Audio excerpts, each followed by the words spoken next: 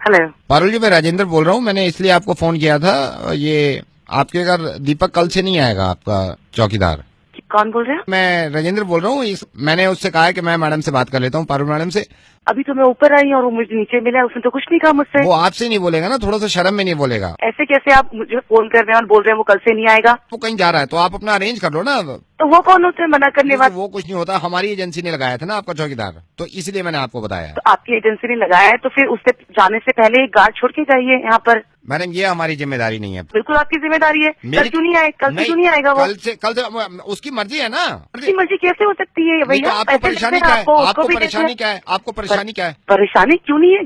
कल को घर में चोरी हो जाए, लूटपाट हो जाए, कुछ भी आ जाए, आप जिम्मेदार होंगे उसके? हमारे घर में छोटे छोटे बच्चे हैं, कल को कुछ मारपाट कुछ हो जाए तो कौन जिम्मेदारी लेगा उसकी? सेफ्टी नाम की चीज होती है, इसलिए तो रखा है हमने गार्ड यहाँ पर। नहीं तो आपको परेशानी हो रही है अगर वो जा रहा है तो? बिल्कुल परेशानी होगी, क्यों नहीं होगी? आपकी नजर में इस चौकीदार की कदर है, ये कह रहे हो आप? आप क्या कह रहे हो भैया? पागल हो गए हो क्या आप? मैं ये कह रहा हूँ, हाँ? इसकी कदर है तो उसकी कदर क्यों नहीं होती आपकी नजर में, जो वहाँ पे खड़ा है चौकीदार? किसकी भैया? ऐसे नहीं समझोगे आप घर को थोड़ा अपना बड़ा करो। पागल हो गए? तो पीछे फोन कर रहे हैं क्या? नहीं, घर तो बड़ा करो ना, फिर आपके समझ में आएगा। कितना बड़ा? क्या कह रहा है तू? इतना बड़ा करो जितना आपका ये शहर है ना। नहीं, आप अपने घर को इतना बड़ा कर लो जितना हमारा ये मुल्क है ना, हिंदुस्तान, हमारी कंट्री, इतना बड़ा कर लो। फिर आपको समझ में आएगा पारुल मैडम के उस घर के बाहर एक चौकीदार खड़ा हुआ है। सुनिए आप, मैं समझाता हूँ आपको। उस चौकीदार को सोल्जर के नाम से जानती हैं आप, आर्मी ऑफिसर के नाम से जानती हैं आप। अब मैं आपको वैसे समझाता हूँ। जब आप अपने आईपैड में कैंडी क्रश खेलती है ना और उसमें बबल्स फूटने की आवाज आती है, उस वक्त इनके कानों में डायनामाइट फूटने की आवाज आती है, बॉम्ब्स फूटने की आवाज आती है। उसके बावजूद ये हिफाजत करते हैं आपके घर की।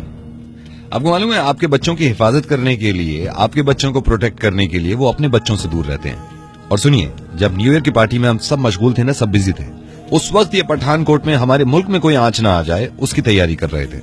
ये सिर्फ इसीलिए लड़ रहे थे कि आपका आने वाला साल बहुत बेहतर और हिफाजत से गुजरे। और सबसे खूबसूरती की बात, ये जिन घरों की हिफाजत करते हैं ना, इनको मालूम ही नहीं होता उन घरों में किस मजहब का इंसान है। हिंदू है, मुसलमान है, सिख है, ईसाई है।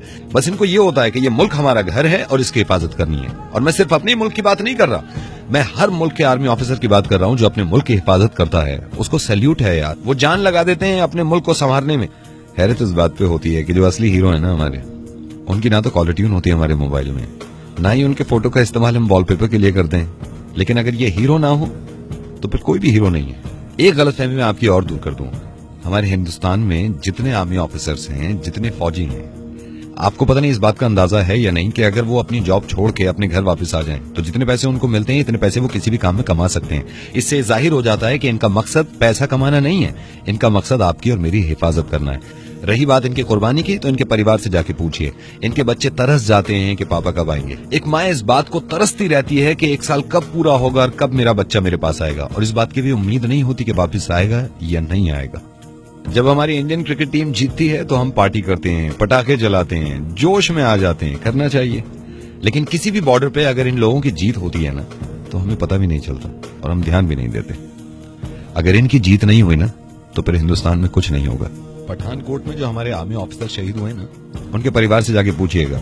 वो परेशान तो हैं, वो याद तो करते हैं, लेकिन उनमें जज्बा अब भी यह है कि घर में से किसी ना किसी को हम आर्मी में भेजेंगे ताकि हमारा मुल्क हिफाजत से रहे। आई एम सॉरी, मैं नवेद बोल रहा हूँ रेडियो मिर्ची से, आपका बहुत वक्त ले लिया मैंने, लेकिन इस बात को सोचिएगा थोड़ी देर आप कि जो लोग शहीद हुए हैं वो हमारे रिश्तेदार नहीं थे, वो हमारे करीबी भी नहीं थे, लेकिन उसके बावजूद सबसे ज्यादा थे वो हमारे। आपसे बात मैं इसलिए कर रहा हूं कि मुझे हैरत हुई थी, किसी ने मुझे भेजा था आपका फेसबुक अपडेट जिसमें आपने आर्मी ऑफिसर्स के बारे में कुछ लिखा था, जिसे पढ़ के मुझे हैरत हुई थी और मुझे लगा कि आपको समझाना चाहिए। मेरी इंटेंशन ऐसी नहीं थी। आई नो, लेकिन मैं आपको एहसास दिलाना चाह रहा था कि ये बहुत कुछ करते हैं हमारे लिए। मैं अब कभी ऐसी बात नहीं करूंगी। Thank you so much Parul, thank you so much.